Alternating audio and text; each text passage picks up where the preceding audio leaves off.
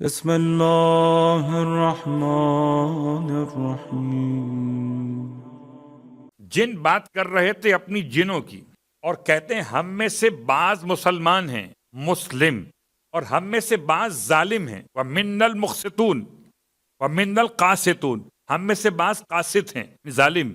فَمَنْ أَسْلَمَ فَأُولَٰئِكَ تَحَرَّوْا رَشَدًا، بس جو اسلام لے کر آیا اس نے اولئک تحروا رشدا، اس نے آزادی کے ساتھ ہدایت کے راستے کو پا لیا۔ تحرو کہتے ہیں کسی کے جبر کے بغیر، کسی کے ڈرانے دھمکانے کے بغیر اپنی آزادی طبیعت کے لحاظ سے ہدایت کو حاصل کر لی۔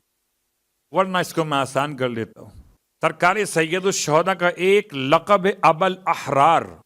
میرا مولا حسین حر مزاج انسانوں کے باپ ہیں، اور جو ہدایت حاصل کر لے وہ حر مزاج ہو جاتا ہے۔ جو ہدایت کو چھوڑ دے حر ملا بنتا ہے، ہدایت ملے تو حر ہو جاتا ہے۔ اسی لیے فمن اسلم فاولئک تحروا رشدا، پھر واما القاسطون، اور جو ہم جنوں میں سے ظالم ہیں فکانوا لجہنم حطبا، ان ظالم جنوں کا ٹھکانہ تو ہے جہنم۔ حطبا ایندھن، جہنم کا ایندھن بنیں گے جن۔ اب جہنم کی وادیوں کی بات میں ایک جملہ آپ کی خدمت میں عرض کر دوں، اور وہ آنے والے الفاظ کے اعتبار سے انشاءاللہ مکمل ہوگا۔ اس سے پہلے آپ کی خدمت میں کہ پروردگار کا نظام ایسا ہے کہ اس نے جنت بنائی اور جہنم بھی بنایا، اور ہم نے سنا کہ جہنم میں آگ ہوتی ہے اور جن بنے ہیں آگ سے، تو جہنم میں جن کیسے جلیں گے؟ جنوں کے بہت سارے سوالات۔ ایک سوال یہ بھی ہے کہ جن تو آگ سے بنے ہیں، تو آگ کو آگ کیسے جلائے گی؟ تو روایت مولائے کائنات سے بھی ہے کہ آپ نے اس کا جواب کیا دیا ہے۔ البتہ اس جواب کو سمجھنے کے لیے ہمارے پاس مولا کے ایک ملنگ کا جواب بھی ہے، مگر وہ ملنگ نہیں جو آپ کے میرے علاقوں میں ہوتے ہیں، وہ ملنگ جسے علی اپنا کہتے ہوں۔ یہ کون سا دیوانہ ہے جو عالم بھی اور فقی بھی ہے، پھر بھی دیوانہ علی ابن ابی طالب ہے؟ اور جناب بہلول دانا کے واقعے میں اتنا سمپل اور آسان سا فارمولہ یا کہیے جواب دے دیا کہ آج بھی اگر آپ سمجھنا چاہیں اس مسئلے پر، حالانکہ وہ مسئلہ الگ تھا، وہ مسئلہ یہ تھا کہ اگر خدا ہے تو دکھائی کیوں نہیں دیتا؟ اگر خدا ہے تو دکھائی کیوں نہیں دیتا؟ اور پھر اگلا سوال تھا کہ شیطان آگ سے بنا ہے، بات جن کی نہیں تھی، بات شیطان کی تھی۔ شیطان آگ سے بنا ہے تو آگ میں کیسے جلے گا؟ اس کا جواب دینے کے لیے تیسرا سوال اور تھا کہ انسان اپنے کام میں خود مختار نہیں ہے، جو کرتا ہے خدا کرتا ہے۔ ان تینوں سوالوں کا جواب دیا، ایک مٹی کا ڈیلا اٹھا کر مار دیا امام اعظم کے، اور مارا بھی ایسا نشانے سے کہ ٹھیک پیشانی پہ لگا۔ ان کو بھی غصہ آیا اور ان کے جو شاگردان تھے وہ بھی ذرا غصے میں آ گئے۔ کیس پہنچ گیا عباسی خلیفہ تک، امام اعظم کو پتھر مٹی کا مارا گیا، اور جب امام اعظم کہ اس مطالبے پر کہ گرفتار کیا جائے بہلول کو، اریسٹ کر لیا گیا۔ بلایا گیا، پوچھا گیا بہلول سے کہ آپ نے کیا کیا؟ یہ کیا کیا ہے میں نے؟ کہا جی آپ نے ان کو مٹی کا ڈیلا مار دیا ہے۔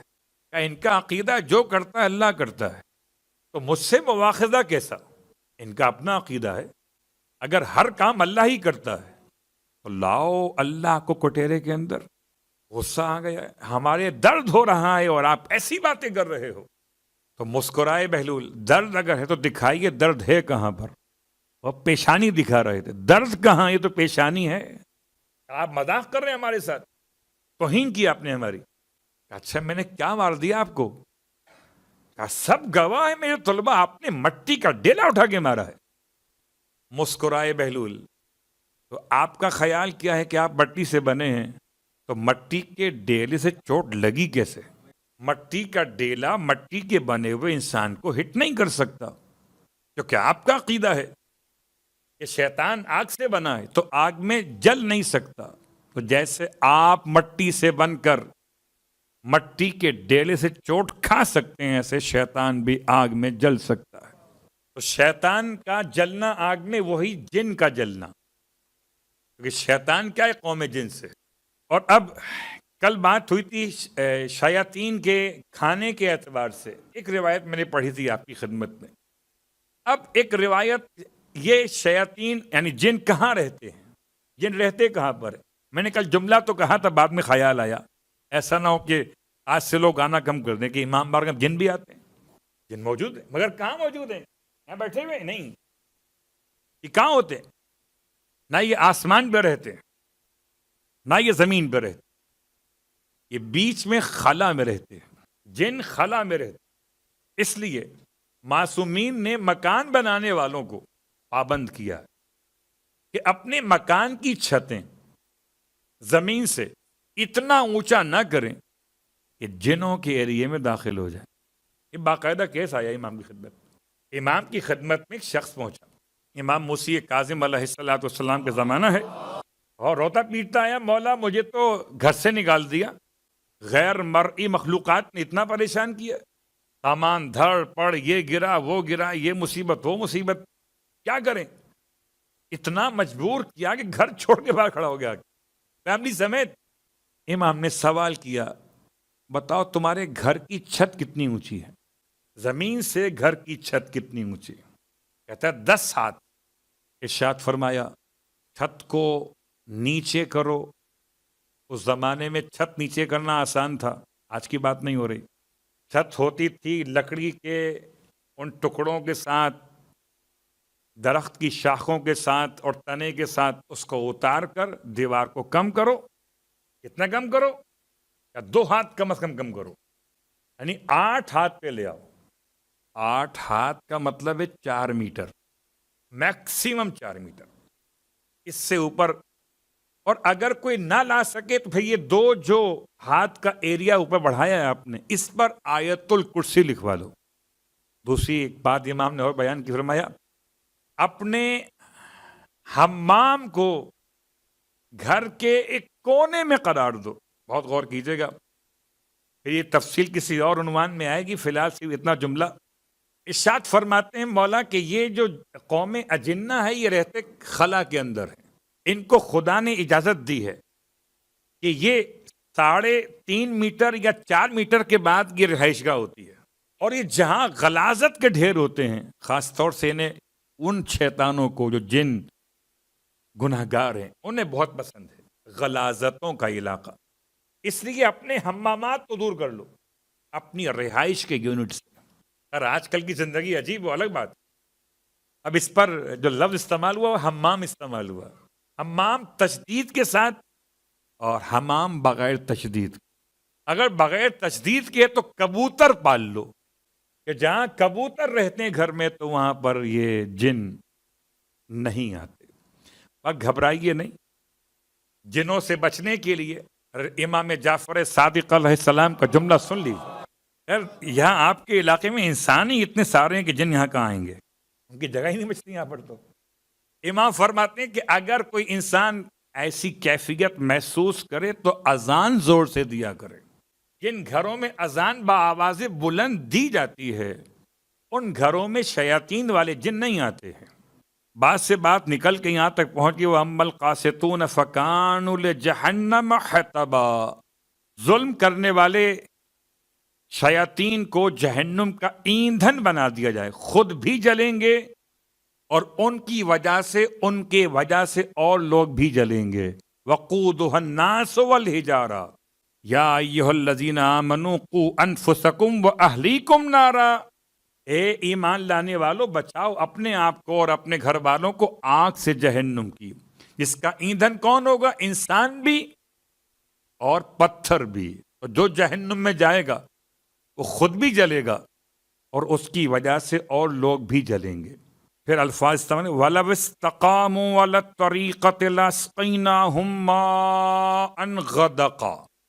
اور اگر یہ لوگ قوم جن کے راستے ہدایت پر باقی رہتے، علی طریقت، طریقت کا مطلب صراط مستقیم کا مطلب توحید و رسالت کے بعد ولایت آل محمد علیہ الصلوۃ والسلام، محبت علی ابن ابی طالب علیہ الصلوۃ والسلام۔ یہ تعویل کے جملے ساتویں امام کی بارگاہ سے، وَلَوِ اسْتَقَامُوا عَلَى الطَّرِيقَةِ لَأَسْقَيْنَاهُمْ، تو ہم ضرور ان کو پلا دیتے مَاءً غَدَقًا، ایسا پانی کہ جو بہت زیادہ مقدار میں ہوتا، غدقہ لبالب پانی، تلکتا ہوا پانی، غدقہ۔ سمجھ میں نہیں آ رہا کہ پروردگار پانی پلائے گا؟ یہ کون سا پانی ہے؟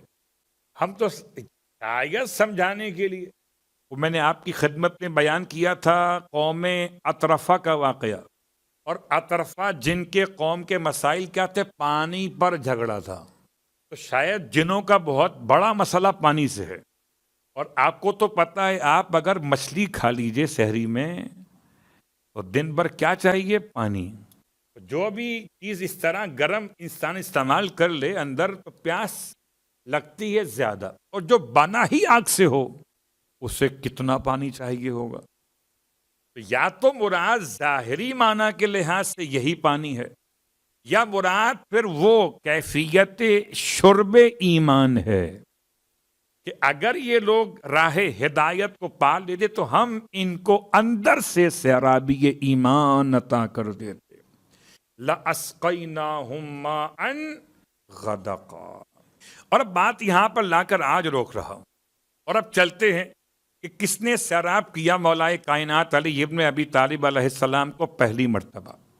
کیا مولا کی تاریخ میں مکۃ المکرمہ، خانہ کعبہ کے باہر، دیوار شق کے باہر، اللہ کے رسول کی گود میں شہزادہ ابو طالب علیہ الصلوۃ والسلام کا بیٹا، اور اللہ کے رسول نے بھیج دیا اپنی چچی کو جناب فاطمہ بنت اسد سلام اللہ علیہ کو، جائیے اور جا کر خوشخبری سنائی جناب حمزہ کو۔ تو آپ نے پوچھا اس کو سیراب کون کرے گا؟ اس کو سیراب ہم کریں گے۔ ماں کو بھیج دیا، بچے کو آپ نے گود میں لیا، اور گود میں لینے کے بعد آپ نے اپنا لعاب مولائے کائنات کو پہلی خوراک کے طور پہ دینا شروع کیا۔ وہ لعاب کیا تھا؟ سوچئے، ختمیہ مرتبت کا لعاب۔ ارے جس علی کے 11ویں بیٹے کے لعاب میں اتنی برکت ہو کہ ابو ہاشم جعفری 72 زبانوں کا عالم ہو جائے، تو ختمیہ مرتبت کے لعاب میں کتنی برکت ہوگی؟ میں سوچتا ہوں برکت تو بہت ہے مگر ظرف بھی تو مبروک ہو۔ پتہ نہیں کتنا جھوٹا دودھ پیا، اس کے بعد بھی سچے نہ بن سکے۔ تاریخ کے واقعات ہیں، کس کس کا نام لیجیے گا؟ تو یہاں ظرف کے بدلنے سے فرق ہو گیا۔ ظرف کس کا ہے؟ امیر المومنین کا۔ آپ اللہ کے رسول کی گود میں، اور اللہ کے رسول کی گود میں آپ نے کلام کیا۔ اب ایک سوال ہے، بلکہ 2 سوال ہیں۔ پہلا سوال تو یہ ہے کہ کیا کوئی چند گھنٹوں کا یا چند دنوں کا، چند دن کہہ سکتے ہیں یہاں پر، کہ آپ 13 کو آئے ہیں اور 16 کو سنایا ہے؟ حالانکہ 13 کو آتے کے ساتھ سنایا تھا، وہ اندر سنایا تھا، یہ باہر سنایا ہے۔ وہ بیت خدا میں تھا، یہ رسول خدا کی آغوش میں ہے۔ تو بیت خدا میں عقیدہ سنایا تھا، آغوش رسالت مآب میں کیا سنایا؟ جو محمد نے سننا چاہا صلی اللہ علیہ وآلہ وسلم۔ تو کیا آیا واقعا ممکن ہے کہ بچہ بول سکے؟ تو آئیے اس جملے کو ذرا سمجھنے کے لیے کہ بچہ بول سکتا ہے کہ نہیں بول سکتا۔ بچہ سن سکتا ہے، بچہ دیکھ سکتا ہے، حتیٰ کہ شکم مادر کے اندر بھی وَجَعَلْنَاهُ سَمِيعًا بَصِيرًا، خدا کا اعلان ہے کہ ہم نے انسان کو سمیع بھی بنایا اور بصیر بھی بنایا۔ تو سنتا تو ہر بچہ ہے شکم مادر میں۔ آپ بھی سنتے تھے، ہم بھی سنتے تھے، مگر سب دیکھتے نہیں تھے کہ اندر کا ماحول دیکھنے قابل ہوتا نہیں ہے، بچے کی آنکھیں کھل نہیں پاتی، لیکن دیکھنے کی صلاحیت ہوتی ہے۔ اب جس کے لیے خدا ماحول ایسا بنائے کہ سنتا بھی تھا اور دیکھتا بھی تھا، کیا دیکھا؟ تو دیکھا نہیں، بلکہ دوران طواف جب جناب فاطمہ بنت اسد خانہ کعبہ کے چاروں طرف گزرتی تھیں تو اس مقام پر آپ تکلیف محسوس کرتی تھیں کہ جہاں وہ بت رکھے ہوئے تھے اور وہاں طواف کرتے ہوئے آپ تیزی کے ساتھ آگے بڑھتی تھیں، یا جب کبھی ختمیہ مرتبت گھر میں آتے تھے، بار بار آنا، بار بار، چونکہ پالا ہی انہوں نے ہے، تو جس سے پالا ہو اس کے لیے بار بار اٹھنا آسان تو نہیں ہے۔ اللہ اکبر، وہ ایک مرتبہ آئے گا، 2 مرتبہ آئے گا، 3 مرتبہ آئے گا، یہ تو گھر کا ہی بچہ ہے، یہ تو گھر میں بار بار آئے گا، تو بار بار آپ کا اٹھنا۔ تو اللہ کے حبیب نے خود فرمایا کہ اچھی آپ زحمت نہ کیا کریں، آپ قیام کیوں کرتی ہیں؟ تو فرمایا کبھی اگر طبیعت بوجھل ہو اور اٹھا نہ بھی جائے تو یہ جو اللہ کی امانت ہے یہ اٹھا کے کھڑا کر دیتا ہے۔ اللہ اکبر۔ تو دیکھتے بھی تھے اور سنتے بھی تھے۔ سنتا ہر انسان ہے مگر دیکھتا ہر انسان نہیں ہے۔ پھر جب آغوش رسالت مآب میں آنے سے پہلے اور آغوش میں بھی آپ نے بولا بھی، کلام بھی کیا، تو کلام بھی کر سکتا ہے یا نہیں؟ آئیے اس کی پہلی مثال قرآن مجید فرقان حمید میں سورہ مبارکہ یوسف سے، سورہ مبارکہ یوسف کی آیت نمبر 28 میں پروردگار عالم نے حضرت یوسف والے مسئلے پر جب ایک خاتون نے یعنی کہ زلیخا نے حضرت یوسف پر الزام رکھا اور اپنے شوہر سے اس کی سزا کا مطالبہ کیا، اب کوئی گواہ نہیں ہے کہ کون بے گناہ اور کون گناہ گار ہے، تو شاہدہ شاہد من اہلہا، آیت کے الفاظ کیا ہیں کہ اس کے گھر والوں میں سے ہی کسی ایک نے گواہی دی۔ کس کے گھر والوں میں سے؟ زلیخا۔ یہ زلیخا کے گھر میں کون تھا جس نے گواہی دی؟ کہتے ہیں اس کی خادمہ تھی، اس کی گود میں ایک دودھ پیتا ہوا بچہ تھا، اور دودھ پیتے ہوئے بچے نے حضرت یوسف کی صداقت و عصمت کی گواہی دی۔ اور گواہی کیسے دی؟ یہ نہیں کہہ دیا کہ یہ سچے ہیں اور یہ جھوٹی ہے، نہیں، معیار نہیں بنا کوئی، کون مانے گا اس بات کو؟ بچے نے بولا ہے نا۔ بچے نے ایسی دلیل قائم کی کہ دیکھو دامن کہاں سے چاک ہوا ہے، اگر دامن آگے سے چاک ہوا ہے تو سمجھو یہ قصوروار ہیں، خاتون قصوروار نہیں ہے، اور اگر دامن پیچھے سے چاک ہے، کس کا؟ یوسف کا، تو سمجھ یوسف سچے ہیں، یہ جھوٹ بول رہی ہے۔ اللہ اکبر۔ تو ایک تو خود بخود پورا مجمع جو لوگ موجود تھے وہاں پر سب کے سب حیران ہو گئے کہ دودھ پیتا ہوا بچہ بول سکتا ہے۔ تو پتا چلا اگر یوسف کے لیے کوئی شیر خوار بول سکتا ہے تو فخر یوسف کے لیے حیدر کرار بولیں گے۔ اس کا مطلب بچپن میں بولنے کی صلاحیت انسان کو خدا عطا کر رہا ہے۔ دوسری مثال، جہاں سورہ مریم کی آیت نمبر 28 پڑھیے، 29 پڑھیے، 30 سے لے کر آگے پڑھیے۔ ان تمام آیتوں میں جب خدا کی طرف سے آپ کو حکم تھا کہ کہیے انی نذرت للرحمن صوما فلن اکلم اليوم انسیا، اب آپ جائیں اور جب آپ سے کوئی پوچھے تو اشارے سے کہیں کہ میں رحمان کے لیے روزے سے ہوں، میں ہرگز نہیں بول سکتی۔ اشارت الیہ، اور جب بچے کو گود میں لے کر آپ قوم کے سامنے آئیں اور قوم کے افراد نے پوچھا ما ھذا، یہ کیا ہے؟ اشارت الیہ، تو آپ نے اشارہ کیا بچے کی طرف، تو قالو، وہ کہنے لگے کیف نکلم من کان فی المہد صبیا، ہم کیسے اس سے بات کریں، یہ تو ابھی ماں کی گود میں ہے، بچہ ہے۔ اللہ اکبر۔ بچے کو عاجز ہونا چاہیے تھا نہ کہ بڑوں کو۔ بچہ کہتا کیسے بولوں، میں بچہ ہوں، بڑے کہتے ہیں اس سے کیسے بولیں، یہ بچہ ہے۔ اللہ اکبر، کیا نظام ہے ہدایت کا۔ آپ سوچئے ذرا، جب آپ کے میرے گھروں میں ہوتی ہے ولادت تو ہم بچے کے کان میں اذان بھی دیتے ہیں، اقامت بھی کہتے ہیں. ہم تو نہیں کہتے کہ بچے سے کیا بات کریں گے، تو بچہ ہے. اللہ کیسے اس سے کلام کرے. جتنے بڑے بڑے تھے بزرگ حضرات، سب نے کہا اس سے ہم بات کیسے کریں. بچے نے سوچا کہ یہ بڑے ہو کر بات نہیں کر رہے، لاؤ ہم بات شروع کر دیتے. قال انی عبد اللہ آتانی الکتاب وجعلنی نبیا. بچے نے پہلا جملہ کہا کہ میں اللہ کا بندہ ہوں. اب اگر اس کی مانتے ہو تو یہ اپنے آپ کو عبداللہ کہتا ہے، ابن اللہ نہیں. لیکن یہ عیسائیت کا مزاج بن گیا کہ اس کو مانیں گے، اس کی نہیں مانیں گے. بعد میں یہی مزاج یہاں. صلوات پڑھے محمد و آل محمد.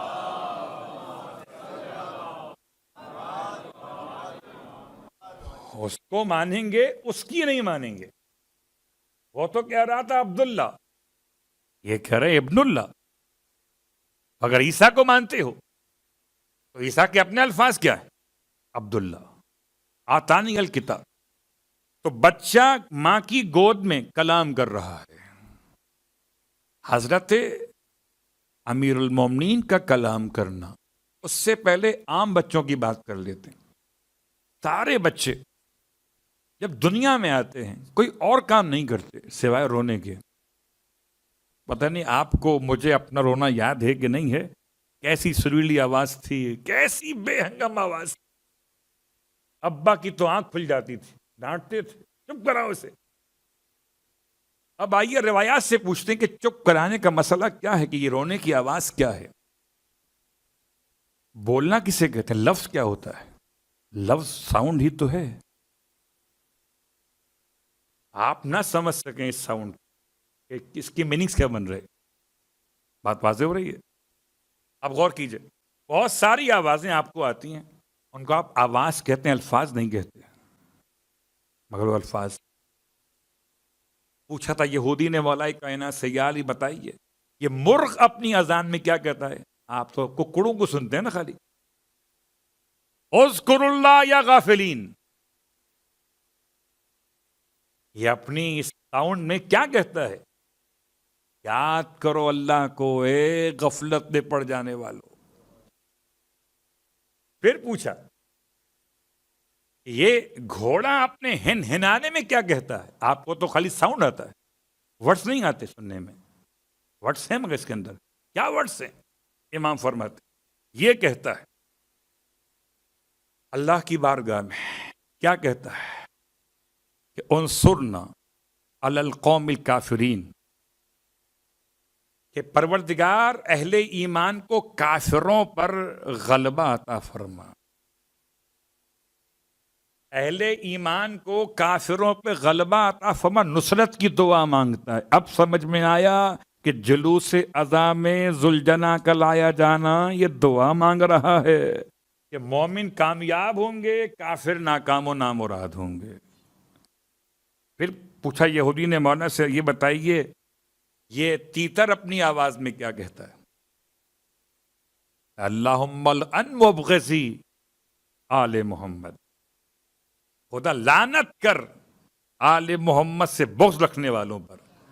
آپ صرف ساؤنڈ سنتے ہیں، اس کا کتنا پیارا ہوتا ہے. اللہ اکبر. پھر پوچھا یہودی نے یہ جو مینڈک کی آواز ہے، دیکھیں اب آوازیں مختلف ہیں. ایک پرند کی بات کی، حیوانات کی بات کی، چرند کی بات کی، اور اب پانی کے اندر کی بات کر رہا ہے. یہ مینڈک کیا بولتا ہے پانی کے اندر؟ ہم تو خالی اس کی ایک ہی ساؤنڈ سنتے ہیں، ٹر ٹر ٹر. کیا بولتا ہے؟ کیا ہے ساؤنڈ کے ورڈز کیا ہوتے ہیں؟ فرمائیے کہ ادھر سبحان ربی المعبود المسبح فی لج البحار. پاک ہے میرا پروردگار، اس کی بندگی ہو رہی ہے اور اس کی تسبیح پانی کی گہرائیوں میں بھی ہو رہی. آپ نے صرف ساؤنڈ سنا تھا، آپ کو اس کے ورڈز نہیں معلوم تھے. اس کا مطلب اگر حیوانات و چرند و پرند میں ساؤنڈ کے پیچھے کوئی نہ کوئی پیغام ہوتا ہے تو بچوں کے رونے کی آواز میں بھی پیغام ہوتا ہے. پہلی بات تو آپ کی خدمت میں بیان کر دوں کہ معصومین کی بارگاہ میں خود امام جعفر صادق علیہ السلام تو وسلم شاد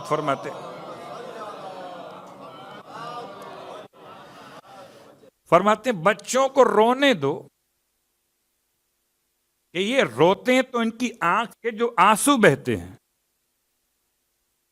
ان آنسوؤں سے خدا ان کی آنکھوں کے حفاظت کے لیے ایسا کام کرتا ہے کہ اگر یہ آنسو نہ بہتے تو مستقبل میں ان کی آنکھوں میں پرابلم آ سکتی تھی. اس کا مطلب یہ نہیں ہے کہ اسے رلایا جائے، وہ الگ موضوع ہے. کہ ان کے منہ سے اور ناک سے جو لعاب بہتا ہے وہ خدا کی طرف سے نظام کا حصہ ہے. اس کا مطلب ہر ایک آنے والا بچہ دنیا میں جو آیا ہے اس کے آنکھ سے آنسو ایک پیغام ہے، شفا کا اس کے لیے. اس کے دہن سے لعاب کا نکلنا ایک پیغام اس کی شفائے بدن کے لیے. ہم سمجھیں کہ نہ سمجھیں مگر آل محمد سمجھا گئے. پھر اللہ کے حبیب کی روایت ارشاد فرماتے ہیں 4 مہینے تک جو بچہ روتا ہے تو یہ شہادت اور گواہی دیتا ہے لا الہ الا اللہ.